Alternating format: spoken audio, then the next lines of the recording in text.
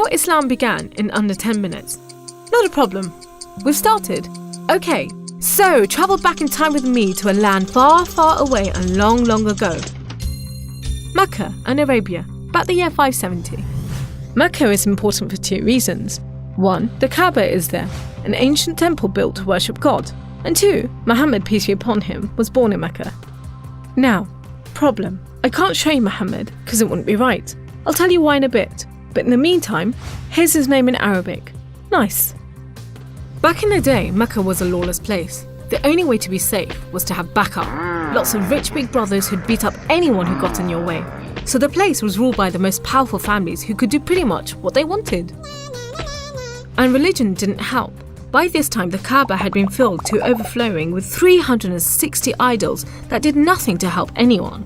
So it was a tough place to grow up if, like Muhammad, you were a poor orphan and believed in just one God you couldn't see, like the Jews and the Christians. He called him Allah, the God, in Arabic there. Muhammad's dad died before he was even born, and his mum died when he was just 6. So he was brought up by his grandfather, Abdul Muttalib, and then, when he died too, by his uncle, Abu Talib, who had the respect of the city's ruling families, so Muhammad was safe for the time being. Muhammad started out as a shepherd and then became a businessman travelling about buying and selling stuff for rich clients. When he did some work for a rich widow called Khadija, she was so impressed by his honesty and skill that they ended up getting married, and for a while it looked like Muhammad was going places. Well, he was, but not how you think. Every year in the month of Ramadan, different calendar, different names for the months, there was a big party around the Kaaba when people made sacrifices to the idols. Muhammad hated it, so he'd get out of town and sleep in a cave he'd found on top of a nearby mountain. One night, Muhammad's praying to Allah when wham! There's the angel Jibreel, you might say Gabriel, standing right in front of him. Read, says the angel, but Muhammad couldn't read. No schools, you see. Jibreel keeps on at him. 3 times he says, read. Then he grabs hold of Muhammad and wham! Again, it's like Muhammad's learnt the words off by heart. So he recites the message out loud. Read in the name of your Lord, who created man from a drop of blood. Read, for your Lord is most generous. He who taught by the pen, taught man what he did not know. It was a message from Allah. God was speaking to him just like he'd spoken to the prophets in the Jewish and Christian holy books, which meant he was a prophet too. The messages continued for the rest of Muhammad's life. Allah gave him the words to say and the prophet recited them. The words were written down by his friends, and years later they were collected together and became the Muslim holy book, the Quran, which means recitation, because Muhammad recited it, you see? Anyway, that was much later, so back to the night of power. Muhammad tells his family, then his friends, and eventually everyone about Allah, that he's the one and only God, that he wants everyone to be treated fairly, and long story short, it didn't go down well with the ruling families of Mecca, who liked things just the way they were, thank you very much. You see, Islam means obedience to Allah, and Muslim means someone who obeys Allah, and the ruling families didn't want anyone obeying anyone else but them.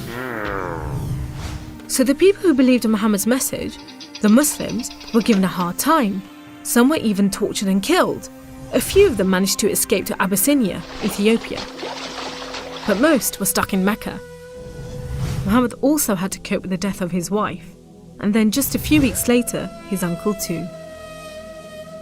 Feeling very down, he went to the Kaaba to pray to Allah one night. Then, the weirdest thing happened. Jibreel turns up, sits him on a winged horse called Al-Buraq and flies him all the way from Mecca to Jerusalem. He prays with all the prophets who have ever lived. Then, he's taken up to the heavens to chat with some of the prophets, and then into paradise itself, where Allah tells Muhammad to pray 5 times a day and to stay strong. He's returned to Jerusalem and then flies back to the Kaaba in Mecca. We call it the night journey, and Muslims still argue whether it was a real experience or a vision, but whatever, it gave Muhammad a much needed boost, and just as well, because there were more tough times ahead. So, there was this other city called Yathrib. The people there heard about Muhammad and his message and invited him and his followers to join them. A few at a time, the Muslims left Mecca and made a dangerous journey across the desert to Yathrib. It's known as a hijra, which means migration, like birds do. Muhammad and a few of his friends stayed in Mecca until everyone had got away and then made plans for their own escape. But the ruling families wanted to kill Muhammad while they still could, so 7 sons, one from each family, were sent in the middle of the night to stab the Prophet while he slept. But he was way ahead of them, and when they burst into the house, Muhammad was gone. Trackers were sent out to hunt him down. Muhammad and his best friend Abu Bakr took a roundabout route to try and shake off the pursuit, but the trackers were too good and slowly gained on them. So Muhammad and Abu Bakr hid in a cave and prayed that no one found them.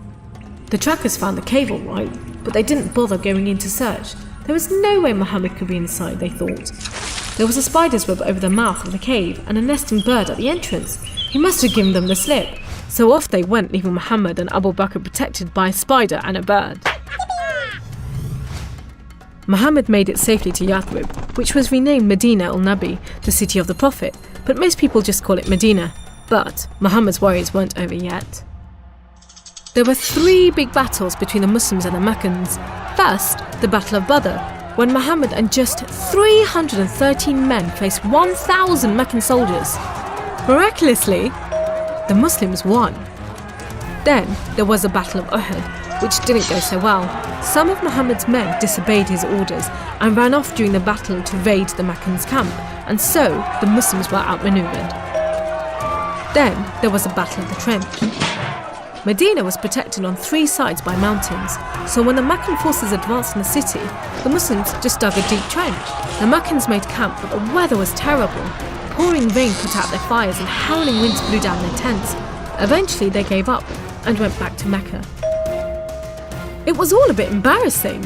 They were losing the respect of the local tribes who were flocking to join the Muslims. So a peace treaty was signed at Hudaybiyah, but it wasn't long before the Meccans broke it. Muhammad decided that enough was enough. By now he had over 10,000 men, so he led them across the desert to Mecca. The ruling families realised they'd made a huge mistake, but it was too late. All they could do was surrender and hope that the Muslim army killed them quickly. But Muhammad said there should be no more fighting. He rode into Mecca and went straight to the Kaaba. He circled it 7 times anti-clockwise and smashed all the idols, rededicating the Kaaba to Allah. And that's why I'm not going to show you Muhammad. The Muslims wanted to make it totally clear that they only worship the one unseen God. So they didn't have any pictures of Muhammad in case anyone thought he was an idol, and they didn't have any pictures of Allah because he's like nothing on earth, so it would be impossible to draw him anyway. So there you go, how Islam began in under 10 minutes. How did I do?